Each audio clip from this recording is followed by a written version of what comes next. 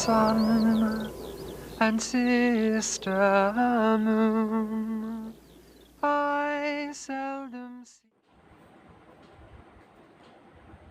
സഹോദരി സഹോദരന്മാരെ, നമ്മൾ ഫ്രാൻസിസിൻ്റെയും സഹോദരരുടെയും ഒപ്പം റോമിലേക്ക് യാത്ര ചെയ്യുകയായിരുന്നു. ഓർത്തിരിക്കേണ്ട ഒരു സംഭവം 1205 ഫ്രാൻസിസ് തൻ്റെ പരിവർത്തനത്തിൻ്റെ ആദ്യ കാലഘട്ടങ്ങളിൽ റോമിലേക്ക് യാത്ര ചെയ്യുന്നതായിട്ടുള്ള ഒരു ചിത്രീകരണം ഫ്രാൻസിസിൻ്റെ ബയോഗ്രാഫികളിൽ കാണാം. ഫ്രാൻസിസ് ഒറ്റയ്ക്ക് അവിടെ ചെല്ലുന്നു. ദരിദ്രരായ മനുഷ്യരെയും ഒഴിഞ്ഞു കിടക്കുന്ന പൂജാ സാധനങ്ങളെയും നമ്മൾ അവിടെ കാണുന്നു. പാവങ്ങളിൽ പാവങ്ങളായ മനുഷ്യർ ഒന്നും തന്നെ ഭണ്ഡാര പെട്ടികളിൽ വീഴുന്നതായിട്ട് ഫ്രാൻസിസ് കണ്ടിരുന്നില്ല. തൻ്റെ നല്ല വേഷം ഫ്രാൻസിസ് ഒരു ദരിദ്രന് നൽകിക്കൊണ്ട് അദ്ദേഹം ആ ദരിദ്രന്റെ വേഷം സ്വീകരിച്ച് ആ സമയത്ത് വിശുദ്ധ പത്രോസിന്റെ ബസിലിക്കയുടെ സമീപം ഭിക്ഷാടനത്തിനായി ഇരുന്നുവെന്നും ധനികരായ പലരും കാണിക്കയായി നൽകുന്നത് തുച്ഛമായി കണ്ട അദ്ദേഹം തൻ്റെ കയ്യിലുണ്ടായിരുന്ന എല്ലാം തന്നെ എടുത്തുകൊണ്ട് ആ കാണിക്ക ഭണ്ഡാരപ്പെട്ടിയിലേക്ക് നിക്ഷേപിച്ചു എന്നും ചരിത്രം പറയുന്നുണ്ട്. അതുകൊണ്ട് തന്നെ ഫ്രാൻസിസിനെ സംബന്ധിച്ചിടത്തോളം ഇത് ആദ്യത്തെ ഒരു യാത്രയായിരിക്കില്ല. 1209 തൻ്റെ സഹോദരന്മാർക്കൊപ്പമാണ് ഫ്രാൻസിസ് യാത്ര ചെയ്യുന്നത്. എന്തായിരുന്നു ഫ്രാൻസിസിന്റെ ഉദ്ദേശം? 12 പേരടങ്ങുന്ന തൻ്റെ സഹോദരന്മാരുടെ സംഘത്തിന് മാർപ്പാപ്പയുടേതായിട്ടുള്ള വ്യക്തമായിട്ടുള്ള അപ്രമാദിത്വം ലഭിക്കുക എന്നുള്ളതാണ്. അതായത് എങ്കിൽ മാത്രമേ അവർ ചെയ്യുന്ന പ്രവർത്തികൾക്ക് സാധുത വരികയുള്ളൂ. അതുവരെ ഫ്രാൻസിസും സഹോദരന്മാരും 1207 8 9 ആദ്യ ഭാഗങ്ങളിലും പ്രസംഗിച്ചിരുന്നുവെങ്കിലും അതിന് വ്യക്തമായിട്ടുള്ള കയ്യൊപ്പ് ലഭിക്കണമെങ്കിൽ മാർപ്പാപ്പയുടെ അംഗീകാരം അനിവാര്യമായിരുന്നു. അതിനാൽ അവയെല്ലാം ഫ്രാൻസിസിൻ്റെതായ മിഷൻ പ്രവർത്തനങ്ങളായി ആരും തന്നെ കരുതിപ്പോരുന്നില്ല. ആ കാലഘട്ടങ്ങളിൽ ലാട്രൻ ബസിലിക്കയായിരുന്നു മാർപ്പാപ്പയുടെ ഒഫീഷ്യൽ വാസസ്ഥാനം.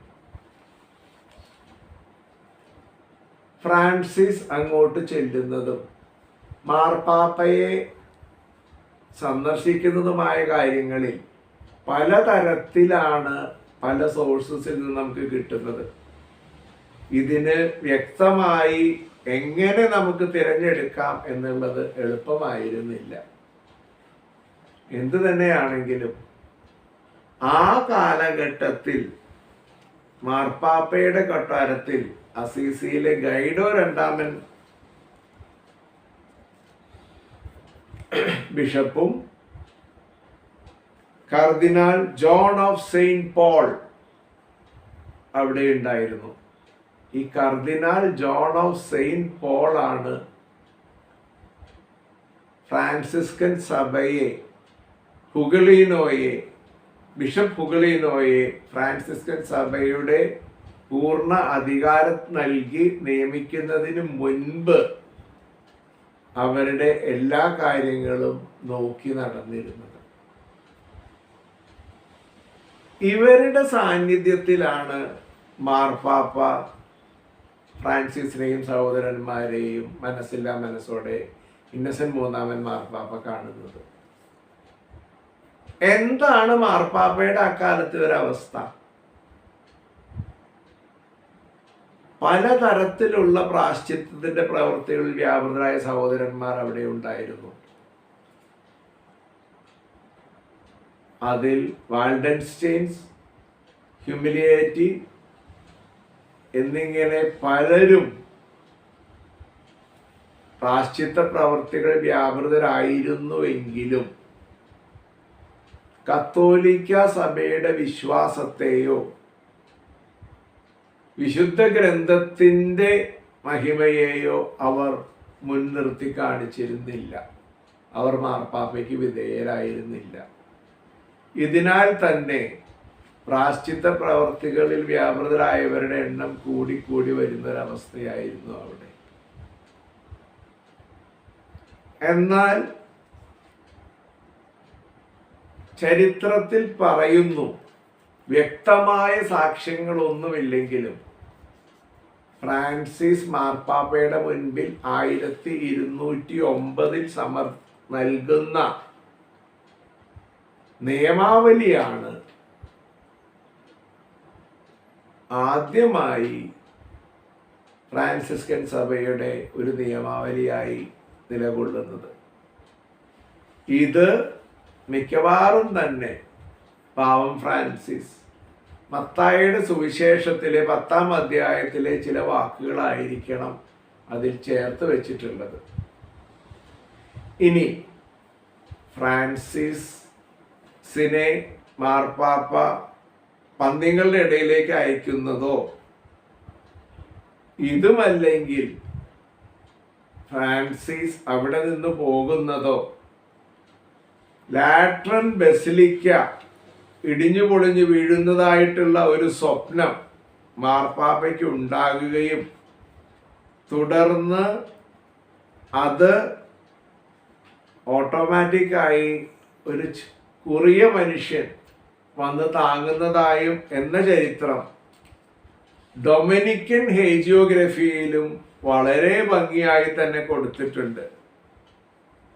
അതുകൊണ്ട് ഉറപ്പാണ് ലെജൻഡ് ഓഫ് 3 കമ്പാനിയൻസിൽ മാർപ്പാപ്പയ്ക്ക് ഉണ്ടാകുന്ന ഈ സ്വപ്നത്തെ കുറിച്ച് പറയുന്നത് ഡൊമിനിക്കൻ ഹേജിയോഗ്രഫിയിൽ അതേപോലെ തന്നെ കൊടുത്തിട്ടുണ്ട്. ഞാൻ പറയാൻ ശ്രമിക്കുന്നത്, ഇതിൽ എത്ര കണ്ട് നമുക്ക് വിശ്വസനീയമായ സത്യമുണ്ട് എന്നുള്ളത് ഇനിയും നിശ്ചയിക്കേണ്ടിയിരിക്കുന്നു. ഫ്രാൻസിസിന്റെ കാലഘട്ടത്ത് മാർപ്പാപ്പയെ കണ്ട് സന്തോഷത്തോടുകൂടി തിരിച്ചു വരുന്ന ഈ സഹോദരർക്ക് 1209 വാക്കാൽ അനുമതി ലഭിച്ച നിയമാവലി മാത്രമാണ് ഉണ്ടായിരുന്നത്.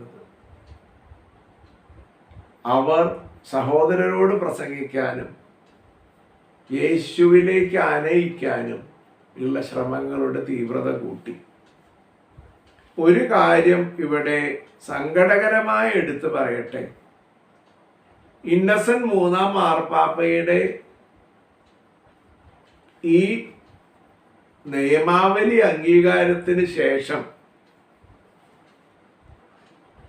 സംഘത്തിലുണ്ടായിരുന്ന ആളുകൾ ഒരു കാര്യം, ഈ സംഘത്തിലുള്ളവരുടെ ലിസ്റ്റ് 12 പേരുടെ ലിസ്റ്റ് വായിക്കുന്നതിന് മുൻപ് പല സോഴ്സുകളും പല പേരുകളും പറയുന്നുണ്ട്.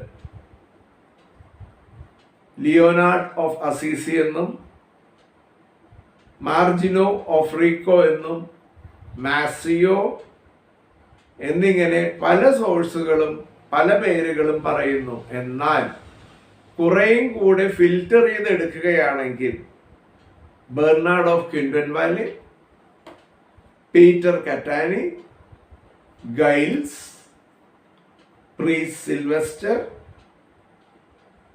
സെബാറ്റീനോ, മൊറീക്കോ, ഫിലിപ്പ് ദ ടോൾ ഒക്കത്തെ പ്രമാണിച്ചായിരിക്കണം ജോൺ ഡി കപ്പെല്ല എന്ന് പറയുന്ന അവരുടെ തൊപ്പിയായിരിക്കണം. John of San Costanzo, Barbaro, Bernard of Vigilante, knight Angelo Tancredi and Francis. ഇങ്ങനെയാണ് 12 പേരെ നമുക്ക് സെലക്ട് ചെയ്യാവുന്നതിൽ. ഞാൻ പറയാൻ ശ്രമിച്ച ദുഃഖകരമായ ഒരു കാര്യം, ഈ നിയമാവലിയുടെ സാധുത ലഭിച്ചു വരുന്ന സമയത്ത്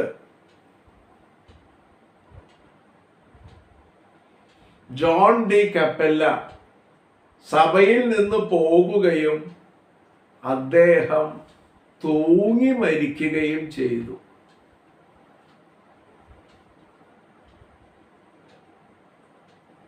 ചരിത്രകാരന്മാർക്ക് ഇത് യൂദാസിന്റെ പ്രവൃത്തിയായി കരുതി പോരാവുന്നതാണ്.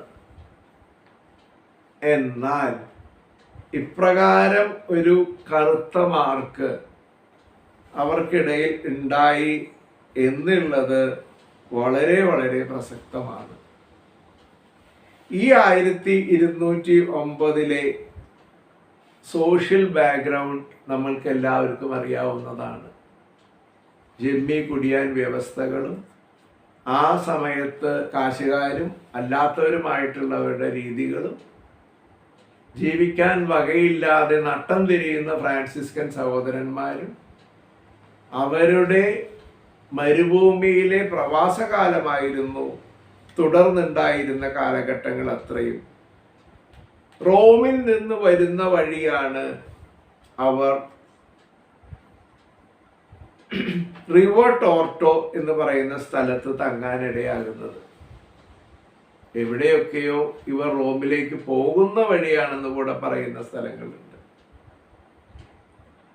ഇവിടെ കിട്ടുന്ന ഒരു സ്ഥലത്ത് അവർ കുറച്ച് ദിവസം തങ്ങുമ്പോൾ ആ സ്ഥലത്തിൻ്റെ മുതലാളി വന്നിട്ട്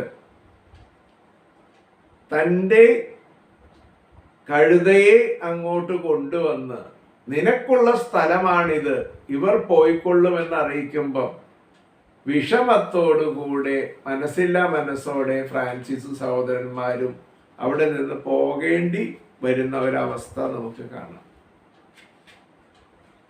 ഇതാണ് റിവോ ടോട്ടോ സംഭവം. ഈ 1209 1215 പോർസിയങ്കുല ദേവാലയത്തിലും അതിൻ്റെ പ്രാന്തപ്രദേശങ്ങളിലുമായി നടക്കുന്ന ഒരു പ്രധാന സംഭവമാണ് ഫ്രാൻസിസിന്റെ സമസ്ത വിശ്വാസികൾക്കായി രചിക്കപ്പെടുന്ന ആദ്യ കത്ത്. ഇതിവിടെ എടുത്തു പറയുന്നു. മറ്റൊരു കത്തും മറ്റൊരു ലേഖനവും നമ്മൾ എടുത്തു പറയുന്നില്ലെങ്കിലും ഈ സമസ്ത വിശ്വാസികൾക്കായ ആദ്യ കത്ത് എടുത്തു പറയുന്നതിന് പ്രധാനമായി ചില കാരണങ്ങളുണ്ട്. ഒന്ന്, 1213 1215 ഇടയ്ക്കായിരിക്കാം ഈ സമസ്ത വിശ്വാസികളുടെ കത്ത് രചിക്കപ്പെട്ടിട്ടുള്ളത്. അതിൽ ഒരു സാലുട്ടേഷന് ശേഷം പ്രാശ്ചിത്ത പ്രവർത്തികൾ വ്യാപൃതരായിരിക്കുന്നവർക്കും പ്രാശ്ചിത്ത പ്രവർത്തികൾ വ്യാപൃതരാകാത്തവർക്കും ഉണ്ടാകുന്ന അവസ്ഥകളെ കുറിച്ച് പറഞ്ഞിരിക്കുന്നു. ഈ കത്ത് കാലങ്ങൾക്ക് ശേഷം 1900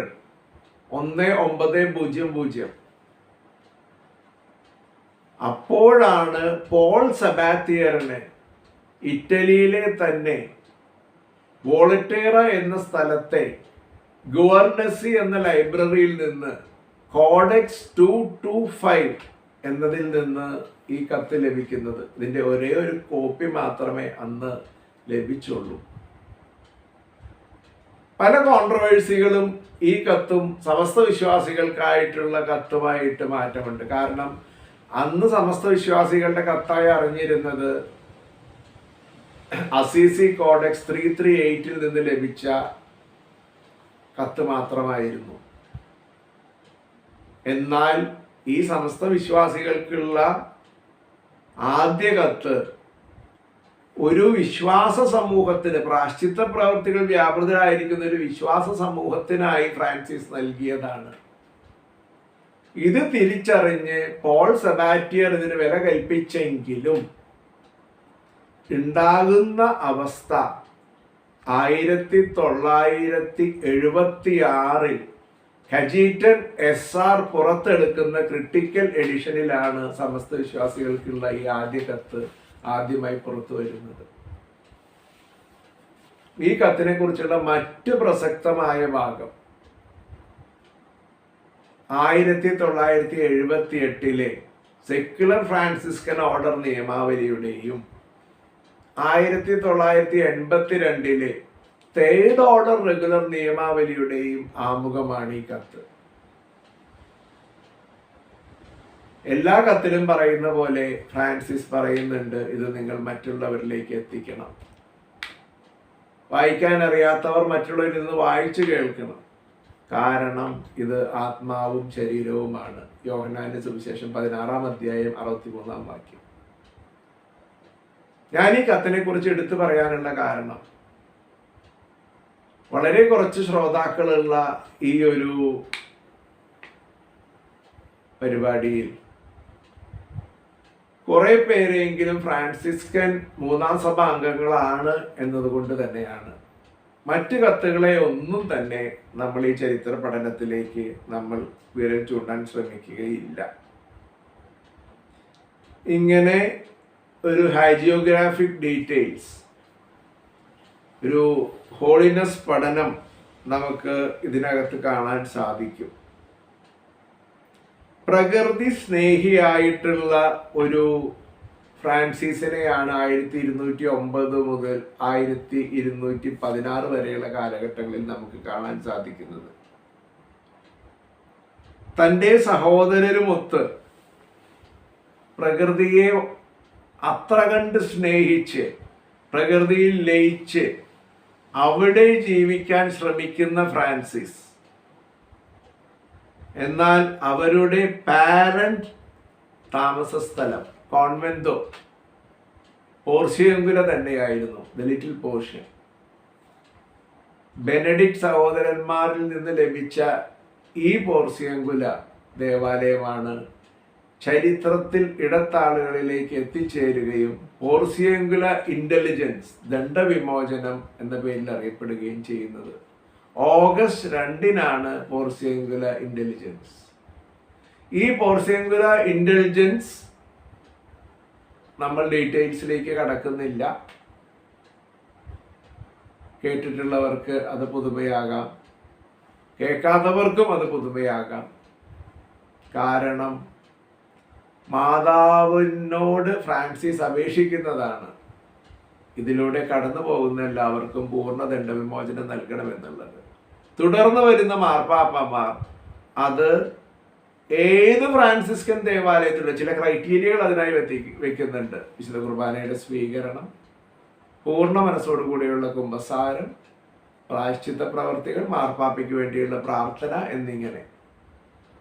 ഈ പോർഷ്യങ്കുല ഇന്റലിജൻസ് ഇന്നും പ്രസക്തമാണ്. എന്തായാലും 1209 മുതൽ 1216 വരെ ഒരു പ്രകൃതി സ്നേഹിയായ ഫ്രാൻസിസിനെ നമ്മൾ കാണുന്നു. 1209 വീണ്ടും ഫ്രാൻസിസ് തൻ്റെ സഹോദരരുടെ കൂട്ടായ്മയെ അരക്കിട്ടുറപ്പിക്കുകയും അതിനുശേഷം ഇന്നസെന്റ് 3-ാമൻ മാർപ്പാപ്പയുടെ സഹായത്തിനെന്ന വണ്ണം പല സ്ഥലങ്ങളിലും വാക്കാൽ ലഭിച്ച അനുമതിയുടെ പുറത്ത് സുവിശേഷം പ്രസംഗിക്കുകയും ചെയ്യുന്നു. സങ്കടകരമായ അവസ്ഥ, 1209 ഫ്രാൻസിസ് ഇന്നസെന്റ് 3-ാമൻ മാർപ്പാപ്പയുടെ മുൻപിൽ സമർപ്പിച്ച വാക്കാൽ അനുമതി നേടിയ ആ നിയമം നമ്മുടെ കയ്യിൽ ഇന്ന് ഒരു തരത്തിലും, ഒരു കോഡെക്സിലും, ഒരു മാൻസ്ക്രിപ്റ്റിലും ലഭ്യമല്ല എന്നുള്ളതാണ്. എന്നാൽ തുടർന്ന് വന്ന നിയമങ്ങളിൽ നിന്ന് അത് ചെകഞ്ഞെടുക്കാനുള്ള ഒരു ശ്രമം നമുക്ക് നടത്തിയേക്കാം. എന്തായാലും നമ്മൾ വർഷം 1210 കടക്കുന്നു. ഒരുപാട് കാര്യങ്ങൾ നടന്ന വർഷങ്ങളാണ് 1205 മുതൽ 1210 വരെ. ധ്യാന വിഷയമാക്കാം, നിങ്ങളുടെ പ്രാർത്ഥനകളിൽ ഓർക്കണം. നന്ദി.